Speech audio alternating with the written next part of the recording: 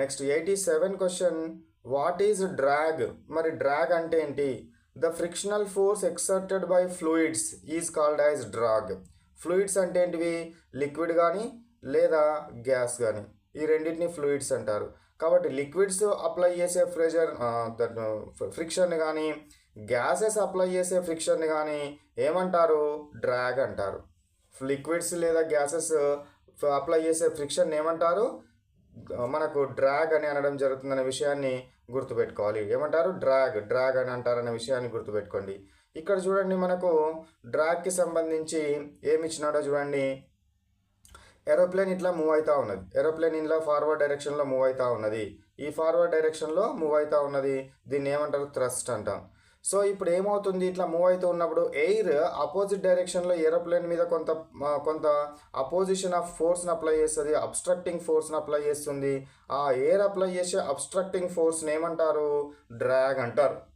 ఏమంటారు? డ్రాగ్ అని అనడం జరుగుతుంది. అబ్స్ట్రక్టింగ్ ఫోర్స్ని ఏమంటారు? డ్రాగ్ అని అనడము జరుగుతుంది. నెక్స్ట్ వచ్చేసి, ఫర్ ఎగ్జాంపుల్ ఒక పడవ కనుక నీళ్ళల్లో కనుక వెళ్తూ ఉంది అనుకోండి, థ్రస్ట్ ఇటు సైడ్ ఫార్వర్డ్ డైరెక్షన్లో వెళ్తూ ఉన్నది. సో ఇక్కడ దీని యొక్క వెయిట్ అనేది డౌన్వర్డ్ డైరెక్షన్లో పనిచేస్తుంది. సో అప్ థ్రస్ట్ అంటే ఇది వాటర్ ఏదైతే ఉందో వాటర్ని బయాంట్ ఫోర్స్ వలన అప్ థ్రస్ట్ పైకి లేపుతున్నది. ఇప్పుడు ఇది ఈ ఫార్వర్డ్ డైరెక్షన్లో కదులుతూ ఉన్నప్పుడు వాటర్ బ్యాక్వర్డ్ డైరెక్షన్లో అప్లై చేసే ఫోర్స్ని ఏమంటారు అని అంటే, సో ఏమంటారు? లిక్విడ్ ఫ్రిక్షన్ అనాలి. ఆ లిక్విడ్ ఫ్రిక్షన్ని ఏమంటామంటే డ్రాగ్ అంటాం. లిక్విడ్ ఫ్రిక్షన్ ఏమంటారు? డ్రాగ్ అని అనడం జరుగుతుంది. కాబట్టి ఇప్పుడు మీకు డ్రాగ్ అంటే రెండు పదాలలో డెఫినేషన్ చెప్పాలి అని అంటే, the friction arised by the air and water is called as what? Drag. గాలిలో మరియు నీరు కలగజేసే ఫ్రిక్షన్ ఏమంటారు? డ్రాగ్ అంటారు.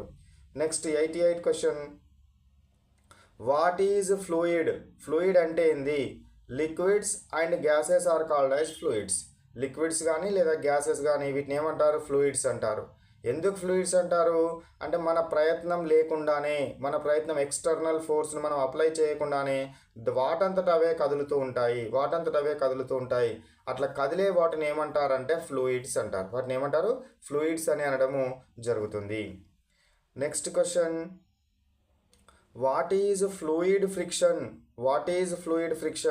The friction exerted by fluids on objects in motion through them is called as fluid friction.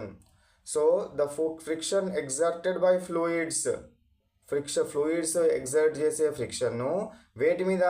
the objects which are in motion through them. అంటే ఈ గాలి ద్వారా లేదా నీటి ద్వారా ఒక ఆబ్జెక్ట్ కనుక మూవ్ అవుతూ ఉన్నట్టయితే అప్పుడు ఈ గాలి లేదా నీరు కలగజేసే ఫ్రిక్షన్ని ఏమంటాం మనము? ఫ్లూయిడ్ ఫ్రిక్షన్ అంటాము. ఏమంటారు? ఫ్లూయిడ్ ఫ్రిక్షన్ అంటే ఏంటిది? The friction exerted by fluids on objects in motion through them is called as fluid friction. Fluid friction అంటే ఈ విధంగా ఫ్లూయిడ్ ఎగ్జర్ట్ చేసే ఫ్రిక్షన్ ఏమంటారు?